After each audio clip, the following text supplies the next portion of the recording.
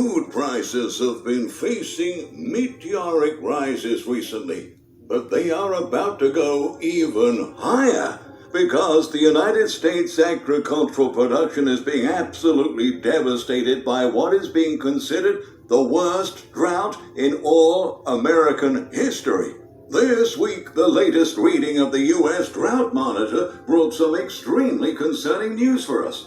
The state of California is now 100% in state of drought, and given that California produces over 60% of the vegetables, fruits, and nuts Americans consume all across the country, this is a major indicator that we will see food shortages and soaring food prices once again in the next couple of months. Evidently, California isn't the only state facing a nightmarish drought right now.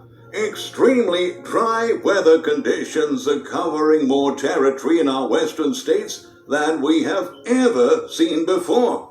The latest data showed that 100% of all states west of the Rocky Mountains and most of the upper Midwest region are experiencing some level of drought. Apart from California, Oregon, Arizona, Idaho, Utah, and North Dakota were also nearly 100% severe drought or worse. While Washington, Montana, South Dakota, Minnesota, New Mexico, most of Wyoming, and western Colorado are all in moderate or worse drought. Scorching hot temperatures in the Pacific Northwest and other parts of the West Coast, along with extended drought in those areas and the upper Midwest, are put at risk millions of acres of crops and livestock, raising concerns about whether there will be enough water for irrigation supplies in the region. Even though 2020 was one of the worst years for agricultural production in the U.S., at this time last year, only 20% of the West was suffering from severe drought. Today, that number jumped to a staggering 80%. What we're facing here is a historic disaster of unprecedented proportions, and our nation's farmers and ranchers and our food supply chains will be dramatically hit hard by this crisis. In fact, the agricultural production of some supplies is already dwindling at an alarming rate.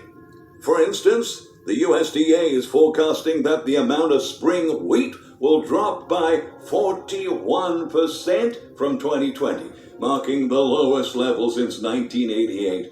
The report exposed that the average yield was forecast at 30.7 bushels an acre, down 37% from 2020, and the lowest since 2002. Although 2021 spring wheat planted area was down 5.5% from 2020, the harvested area was down 7%, suggesting a larger number of abandoned acres.